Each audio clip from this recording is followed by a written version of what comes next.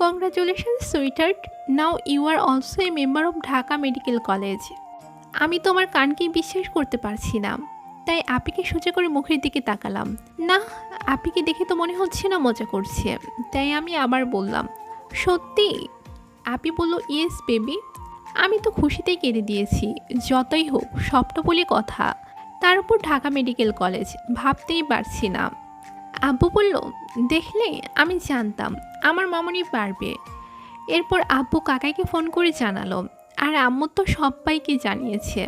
সুলতান আপ্পি আমাকে জড়িয়ে ধরে কংগ্রেস করলো, আর ফুপাও অভিনন্দন জানালো। ওই তো দারুণ খুশি, খুশিতে সারা বাড়ি লাফাচ্ছে। আমি কাব্যকে পেন্স করে বললাম, কি যেন বলেছিল, আমায় নাকি কোথাও জায়গা দেবে না, শেষমেশ তো ডিএমসিতেই হলো। কাব্য বলল, এটা দেশের দুর্ভাগ্য, আমি আর কি বলবো। আমি বললাম, এখন আর কিছু বলার মুখ নেই, তাই এগুলোই তো বলবি। এর মধ্যেই চাচ্চু এসে হাজির। চাচ্চুর নাম উজ্জ্বল, বয়স 30, এখনও বিয়ে করেনি। পাত্রী দেখা চলছে। এমনিতেই নিজেকে সিঙ্গেল বলে, কিন্তু কতটা সত্যি আল্লাহর চাচ্চুই ভালো জানে। হঠাৎ কলিং বেলের আওয়াজ পেলাম। চাচ্চু গেল খুলতে, গিয়ে দেখলো মিষ্টি নিয়ে এসেছে একজন। চাচ্চু বলল, দাদা আপনি মিষ্টি অর্ডার করেছেন? আব্বু বলল, না তো। ওমা, এত মিষ্টি কি অর্ডার করেছে? সবাই অবাক আমরা, কারণ রেজাল্ট একটু আগেই দিল। রেজাল্টের পরপর অর্ডার দিলেও এত তাড়াতাড়ি আসার কথা না, দ্যাট মিনস অনেক আগেই অর্ডার করেছে। আব্বু বলল, কি হলো বলুন, কি অর্ডার করেছে? লোকটি বলল, 13-14 বছরের একটা ছেলে, বিল দিয়ে দিয়েছে, আমি চাই। লোকটি চাচুর হাতে মিষ্টিগুলো দিয়ে চলে গেল। আমাদের সবার নজর এখন কাব্যর দিকে, কারণ একমাত্র ও ছাড়া এই বাড়িতে এই বয়সের কেউ নেই। সবাইকে ওর দিকে তাকিয়ে থাকতে দেখে কাব্য বলল, হোয়াট, এভাবে তাকানোর কি আছে? হ্যাঁ, আমিই করেছি অর্ডার।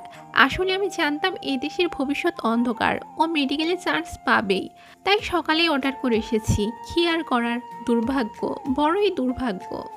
আমরা কেউ কাব্যর কথা শুনে অবাক হলাম না, কারণ আমরা সবাই জানি ও সারাক্ষণ আমার পেছনে লাগলেও ও আমাকে কতটা ভালোবাসে। এতটাই ভালোবাসে যে ও শিওর ছিল আমি চান্স পাবই, তাই সেই সকালেই মিষ্টি অর্ডার করে রেখেছে। ভাবা যায়, যেখানে আমার নিজেরই কনফিডেন্স ছিল না। আব্বু বলল, টাকা কোথায় পেলি? এখানে তো বেশ অনেক টাকার মিষ্টি, আমরা কেউ তো তোকে টাকা দেইনি। কাব্য বলল, জমানো ছিল আব্বু, ওইগুলো দিয়েই করেছি। আমি কিছু না বলে ওকে গিয়ে জড়িয়ে ধরলাম, ও ধরলো। কিছুক্ষণ দুজনেই চুপ করে আছি। নীরবতা ভেঙে কাব্য বলল, ওই ড্রামা কুইন এবার অবজা, এত ইমোশনাল হবার কিছু নেই। এসব না করলে বন্ধুদের কাছে প্রেস্টিজ থাকতো না।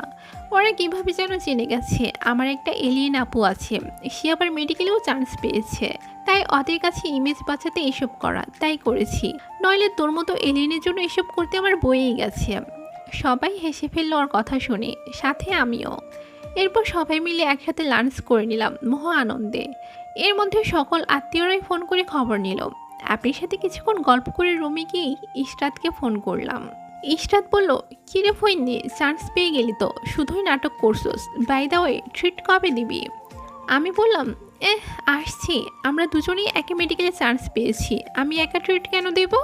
ইশরাত বলল, ওকে, বাইরে ঘুম পাচ্ছে, রাতে মেসেঞ্জারে আলোচনা করব। আমিও বললাম, ওকে বেবি, বাই। ইশরাত বলল, বাই বেবি। ইশরাত আমার বান্ধবী, খুব কাছের বান্ধবী। ওর সাথে ইন্টারে দেখা, তারপর খুব ভালো বন্ধুত্ব হয়ে যায়। এরপর ঘুমিয়ে পড়লাম।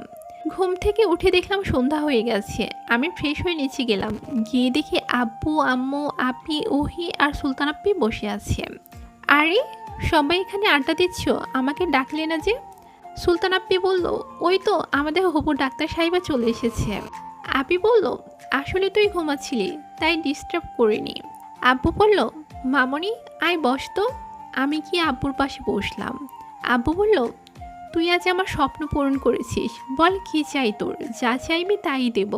আমি বললাম, স্বপ্ন পূরণ কোথায় হলো আব্বু, সবে তো মেডিকেলে চান্স হলো, এরপর ডাক্তারি পাশ করতে হবে, ভালো একজন ডাক্তার হতে হবে, তবেই তো আপনার স্বপ্ন পূরণ হবে, দিল্লি এখনো বহুত দূর। আব্বু বলল, সবই হয়ে যাবে, দেখে নিস। আম্মু বলল, সেই, এখন বলো কি লাগবে তোমার, তোমার সুইটসি হাতে কিউটসি পাকোড়া খাইয়ে দাও, তাহলেই হবে। আম্মু বলল, পাগলি, বসো, বানিয়ে আনছি। আম্মু কিচেনে চলে গেল। আচ্ছা চাচু, ফুপি, ওহি ওরা কই, দেখছি না তো। সুলতান আপ্পি বলল, একটু বাইরে গেছে, এখনই এসে যাবে। আইসক্রিম খাবে বলে জেদ করছিল ওহি, তাই ওদের নিয়ে আইসক্রিম আনতে গেছে। আমি বললাম অন্তু, ও গেছে? সুলতান আম্পি বলল, ও বায়না করছিল তাই গেছে। আর কাব্য, সে কই? কাব্য বলল, কেউ আমার খোঁজ করছিল বুঝি।